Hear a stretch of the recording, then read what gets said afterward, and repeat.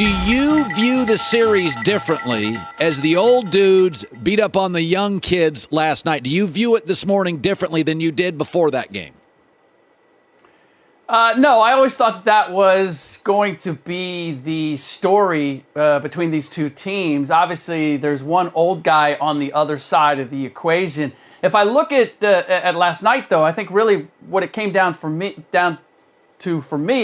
is looking at the Suns' two best players in Devin Booker and Chris Paul, and Devin Booker's game not having matured enough, and Chris Paul's having matured too much. He's playing the old guy, I've got to fool the referee, I'm living off of guile game, and he's not getting it done that way. And meanwhile, Devin Booker has not ever had the experience of running a team, particularly at this level. He's done it, and with mixed success during the regular season. So if you don't have either one of those guys operating at optimum value and ability, then that's going to take away your third best player, DeAndre Ayton, who really lives off of what those two guys do. So the Clippers are the older, more experienced team. The hedge on that is they don't always play like the older, more experienced team. When they do, you get results like last night. When they don't, then you get results like you did in Game 4. Yeah, it's Paul George's. He had one of the great halves of all time. I said this earlier.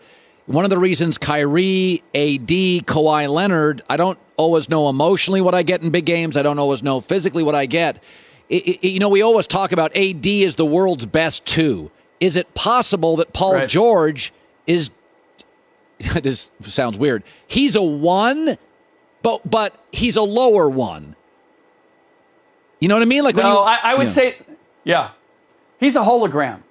He can be a one, he can be a two, but you never know which one you're going to get. Here's the reality. Everybody wants to get to this place where we're comfortable with Paul George. To your point, we want to say this is what Paul George is. Folks, I have an announcement for you. We're all on this boat. It's going to be rocky until Paul George stops playing. We're never getting to land, okay? We're always going to be on the boat, and it's always going to be pitching one way or another. You are going to get games where he looks like a one, where he's amazing. And then you're going to get quarters where he's going to look amazing. The third quarter, he was on. First quarter, he was a disaster. I mean, it was fortunate that all the other Clippers had it going. The Clippers are at their best, and Paul George is at his best when he defends, when he rebounds, and he sees himself as part of this collective offensively. When he's aggressive, but he's not trying to do too much. Yeah. Offensively, his game is a real feel and flow game. So it's going to look good at times, and then times it's not. Game 4, there was no flow to that game. Paul George, no flow to his offensive game. Game 5, Clippers find some flow. The ball's moving, everybody's got it going. Paul George joins the party, and you've got it going. I think that's the distinction, is that we want to put Paul George in that category as a fire starter, and he's really not. He has the talent to be, but his decision-making ultimately does not allow him to be that. So if you can minimize the decisions that he has to make, if he's just decisive, I'm either going to go or I'm going to move it offensively, and then he rebounds and he defends the way he can because he's such an elite athlete, then you are getting the best of Paul George. And by the way, let's not be giving him an out because he's played the most minutes of anybody in the playoffs, as if fatigue is somehow the reason that we get these up and down performances. His first quarter was his bad quarter. His third quarter was his best quarter. If I'm going to have an issue with fatigue, I would think it would happen in the second half rather than at the beginning of the game. All right, Scottie Pippen's got a book out. I don't think he would have written it without the documentary by Michael Jordan. It feels like a lot of grievances. It feels like cable political television where it's just grievance. Yeah. Whereas I think Jordan's documentary was celebrating what was great and rocky and tough about the dynasty. There's claims now from Scottie that he didn't get a final shot. Kukoc did. It was racial with Phil Jackson. What's your reaction to that? Is the book called Axe to Grind? Was that the title of the book? Because It should have been. Look, that's who Scottie is.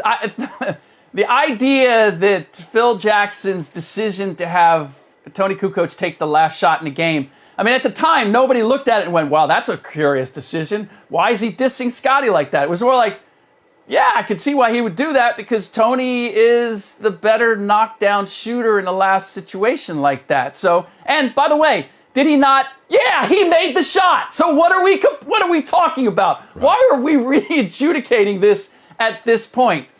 Here's the one thing I will tell you is that at that time, and with Scottie's era of NBA players, the belief was that the rise of European players was the NBA's way of maintaining a certain percentage of white players in the league. The U.S. American-born white players weren't making it in, very, very minimal number. And the belief was among players in the NBA at the time was that the reason the Euros were gaining popularity and traction was because it allowed the league to maintain a certain number of white players in it. So I don't know if that thought, whether you believe it or not, that theory is what informed some of what Scottie was saying. But, I mean, let's face it, whether he's saying that Phil was racist toward Kobe or Scottie, there was never any indication. Now, Phil could be selfish. Phil could be like, I'm going to do what's best for me.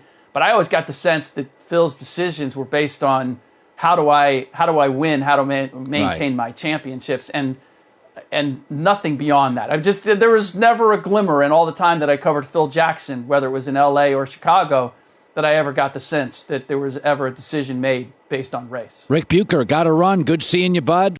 Hi, everybody. Thanks for watching. Subscribe here to get the latest from the show. Also, be sure to check out more of the best clips from The Herd or go watch a few segments from other shows on FS1.